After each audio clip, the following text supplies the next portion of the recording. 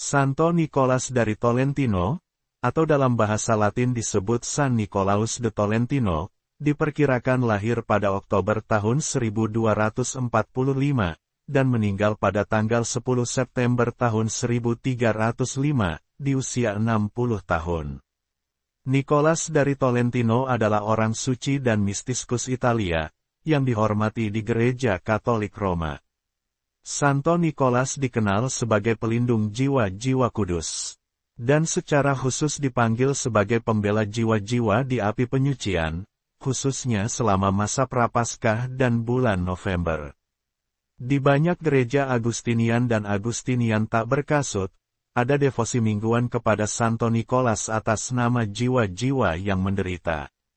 Santo Nicolas dari Tolentino dikanonisasi tanggal 5 Juni tahun 1446, di Vatikan, oleh Paus Eugenius keempat. Kuil utama adalah Basilika di San Nicola da Tolentino, Italia. Pestanya dirayakan pada setiap tanggal 10 November. Atributnya, burung di atas piring di tangan kanan dan salib di tangan kirinya.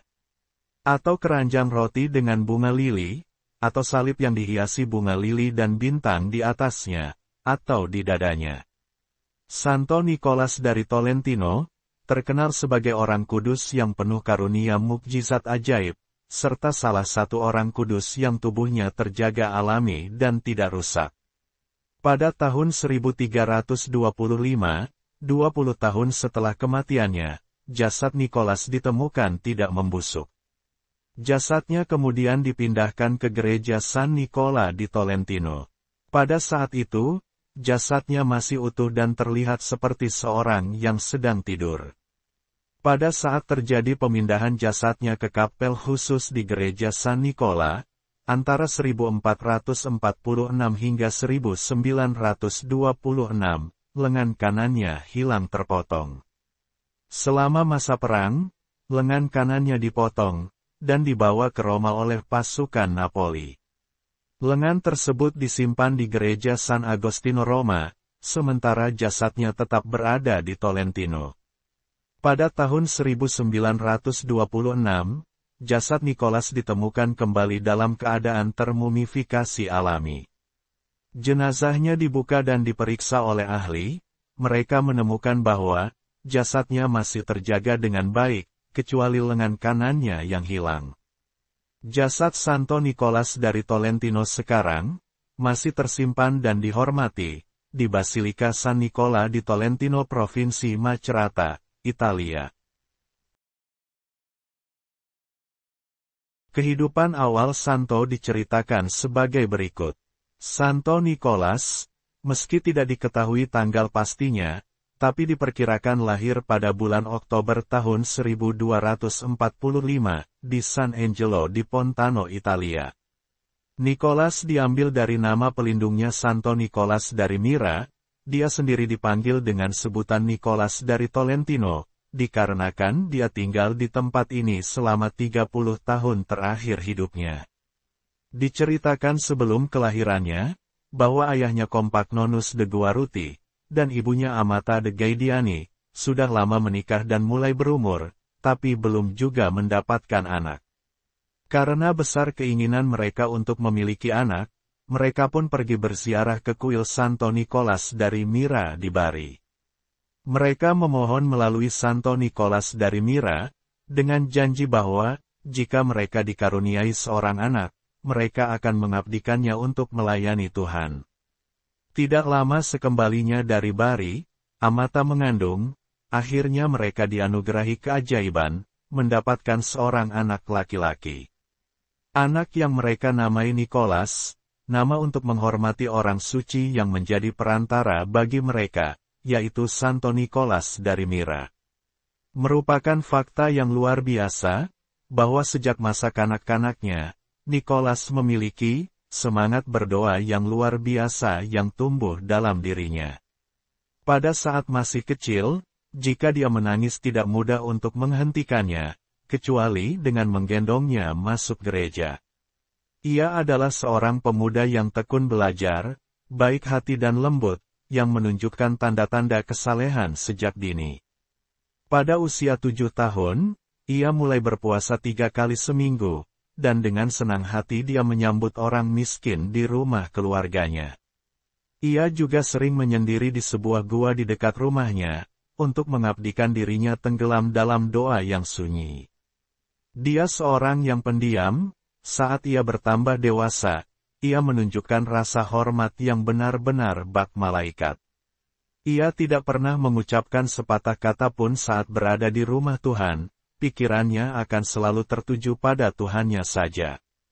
Seiring bertambah usianya, ia selalu menghadiri misa dan rajin melayani, sebagai akolit atau misdinar.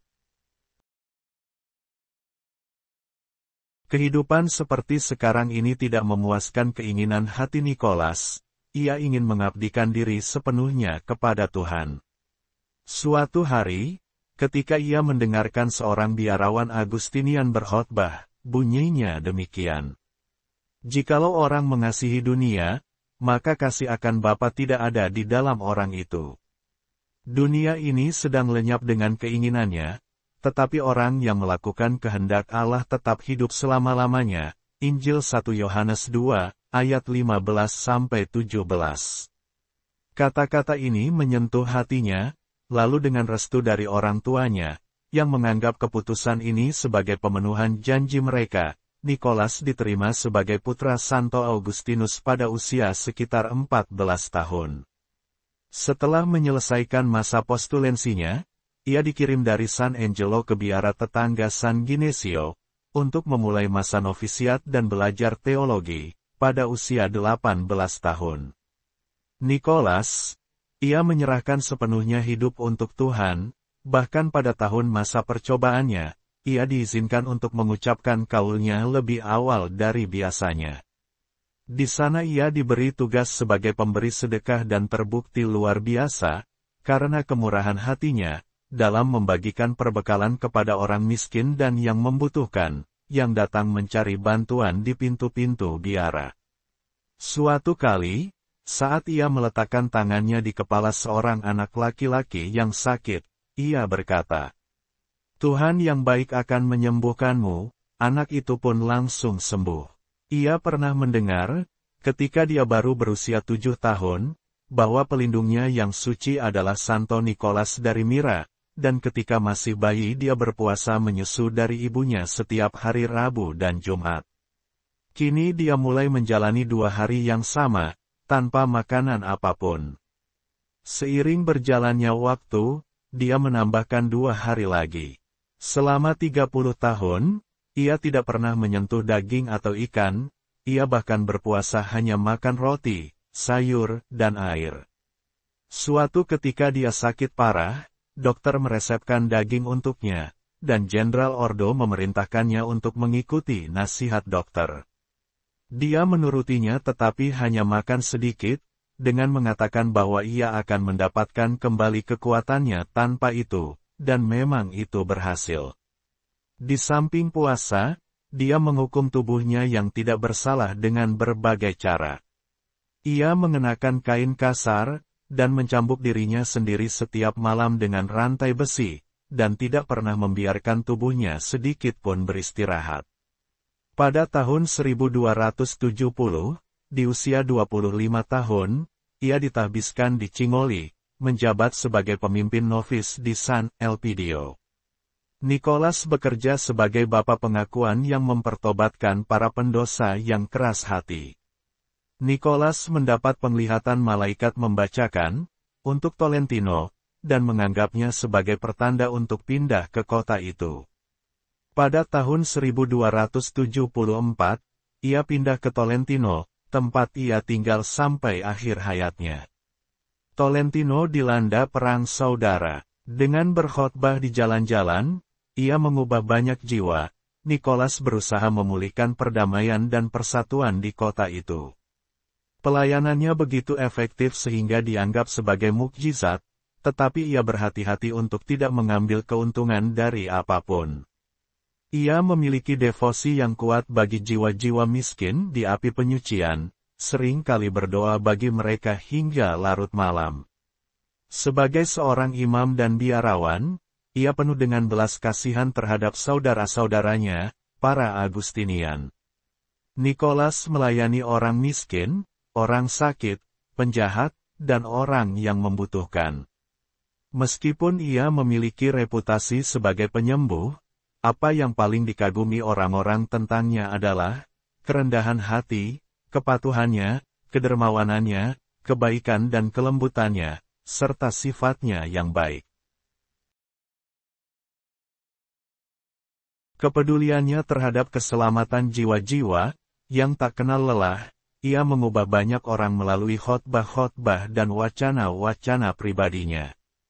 Mengunjungi orang sakit dan tahanan, serta menghibur dan membantu mereka, adalah kebahagiaan terbesarnya. Dengan belas kasihnya bagi jiwa-jiwa di api penyucian, ia mempersembahkan doa-doanya untuk penebusan dosa dan misa kudus bagi mereka, setiap harinya. Dia membebaskan banyak jiwa dari penderitaan api penyucian.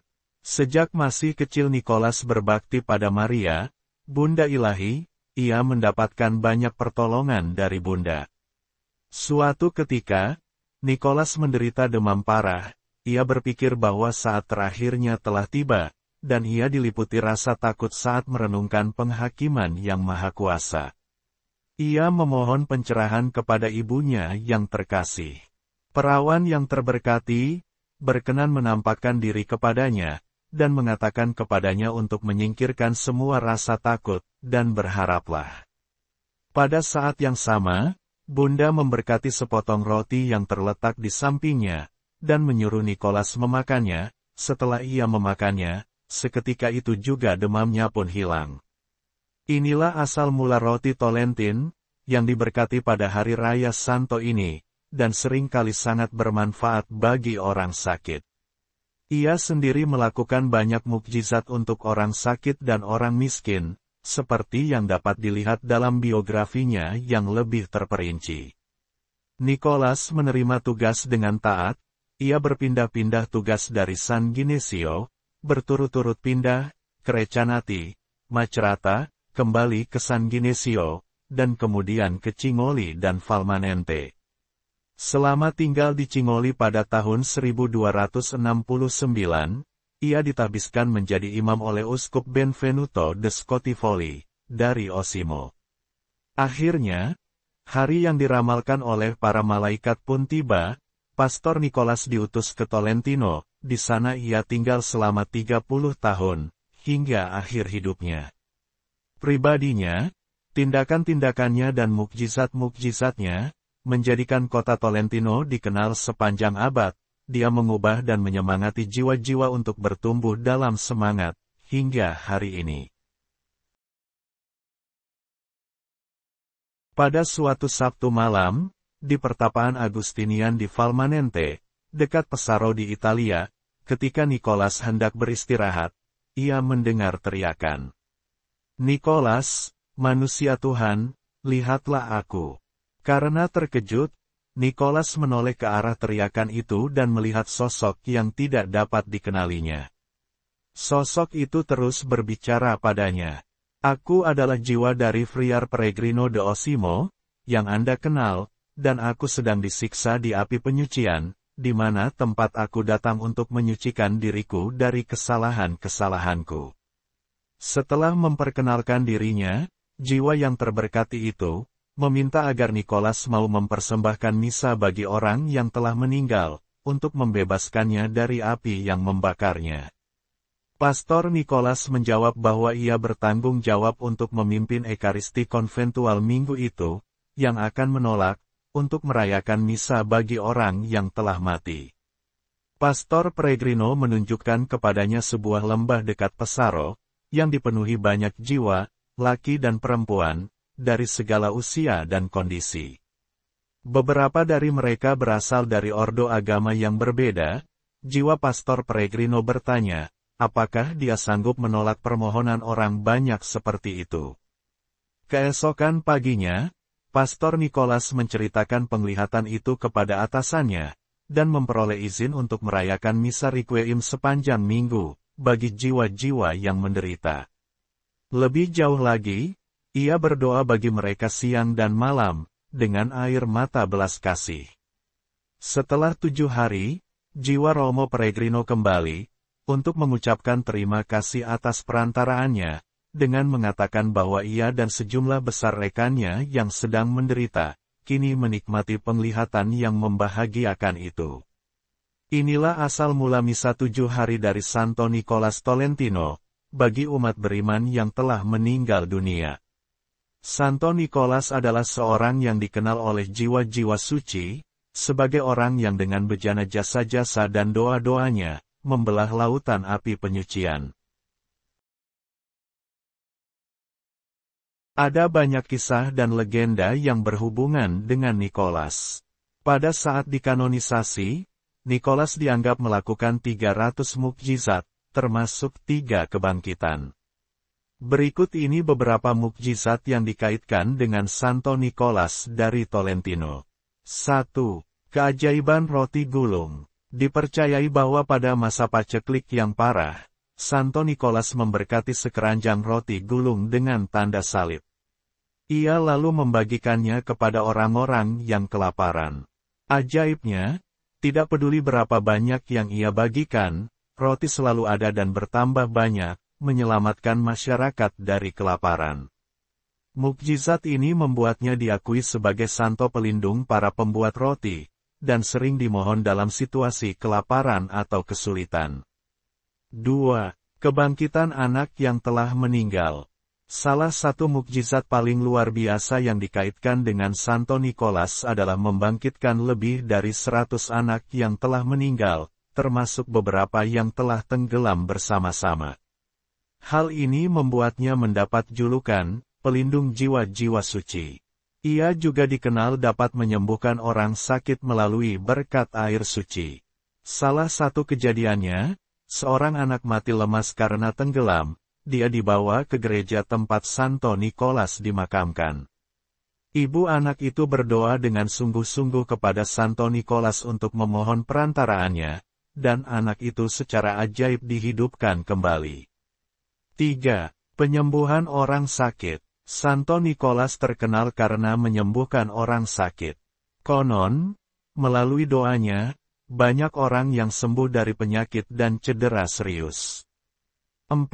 Menyelamatkan kapal. Keajaiban lain yang terkenal yang dikaitkan dengan Santo Nicolas adalah ketika ia dilaporkan menyelamatkan sebuah kapal dan awaknya saat badai dahsyat di laut. Ada 9 orang penumpang di sebuah kapal yang sedang berlayar di laut, yang sedang diserang badai dahsyat, mereka meminta bantuan Santo Nicolas. Tiba-tiba Santo Nicolas muncul di langit, mengenakan jubah hitam Augustinian, memancarkan cahaya keemasan sambil memegang bunga lili di tangan kirinya, lalu dengan tangan kanannya, ia meredakan badai, dan menuntun mereka dengan selamat ke pantai. 5. Penglihatan di api penyucian. Nicolas dikenal karena pengabdiannya kepada jiwa-jiwa suci di api penyucian. Menurut tradisi, ia pernah mendapat penglihatan tentang seorang biarawan di api penyucian yang menyuruhnya mempersembahkan misa untuk meringankan penderitaan jiwa-jiwa. Pengalaman ini membuatnya mendedikasikan sisa hidupnya untuk berdoa bagi mereka yang berada di api penyucian. Mukjizat-mukjizat yang dikaitkan dengan Santo Nicolas dari Tolentino ini menunjukkan keimanan, kasih sayang, dan kekuatan spiritualnya, sehingga menjadikannya orang suci yang dihormati dalam agama Katolik. 6. Salah satunya mengatakan bahwa iblis pernah memukulnya dengan tongkat, yang kemudian dipajang selama bertahun-tahun di gerejanya. 7. Dalam kisah lainnya menceritakan bahwa Nicolas adalah seorang vegetarian, suatu ketika dia disuguhi unggas panggang. Kemudian ia buat tanda salib, dan unggas itu pun menjadi hidup dan terbang keluar jendela. 8. Dalam kesaksian lain, diceritakan bahwa Santo Nicolas menampakkan dirinya pada peristiwa kebakaran. Konon dia menyelamatkan istana Doge Venesia yang terbakar, dengan melemparkan sepotong roti yang diberkati ke dalam kobaran api. Di sepanjang hidupnya, ada banyak kejadian tentang penglihatan kenabian Santo Nicolas. Ia dikenal mampu meramalkan peristiwa masa depan secara akurat dan melihat hal-hal yang berada di luar pemahaman manusia. Salah satu kejadian tersebut adalah meramalkan tanggal kematiannya sendiri. Mukjizat yang dikaitkan dengan Santo Nikolas dari Tolentino menunjukkan belas kasih, kerendahan hati, dan dedikasinya dalam pelayanan dalam pengabdiannya kepada Tuhan dan kemanusiaan. Menjelang akhir hidupnya, Santo Nikolas jatuh sakit dan sangat menderita, meskipun begitu ia tetap meneruskan mati raganya. Dia meninggal pada tanggal 10 September tahun 1305. Kemudian jasadnya dimakamkan di gereja Saint Francis, di Tolentino. Pada tahun 1325, 20 tahun setelah kematiannya, jasadnya ditemukan masih utuh dan tidak rusak. Santo Nikolas tampak seperti orang yang sedang tidur. Santo Nikolas dikanonisasi pada tanggal 5 Juni tahun 1446 di Tolentino, oleh Paus Eugenius keempat, yang juga seorang Agustinian. Santo Nikolas dari Tolentino adalah biarawan Agustinian pertama, yang dikanonisasi. Pada tahun 1446, jenazah kembali digali, ditemukan masih dalam kondisi utuh, lalu dipindahkan ke gereja San Nicola Tolentino. Di masa perang antara tahun 1446 hingga tahun 1926, lengan kanan Santo dipotong oleh pasukan Napoli, dan disimpan di gereja Agustino di Roma, sedangkan jasadnya masih terkubur di Tolentino. Pada tahun 1926 jasad Santo kembali ditemukan dalam kondisi baik, kecuali lengan kanannya telah hilang. Jasadnya diangkat, lalu dibungkus dan disimpan dalam peti kaca. Jasad Santo Nikolas sekarang disimpan dan dihormati di kuil Santo Nikolas di Basilika San Nicola da Tolentino di kota Tolentino, Provinsi Macerata di Marche, Italia. Demikianlah kisah hidup sang legenda, Santo Nikolas dari Tolentino. Teladan luar biasa bagi umat Katolik, yang tercatat dengan tinta emas di hati umat. Santo Nikolas dari Tolentino, doakanlah kami, amin. Terima kasih sudah menonton. Untuk kelangsungan channel ini, jangan lupa subscribe, like jika menyukainya, share jika bermanfaat, dan komen. Tuhan Yesus memberkati. Amin.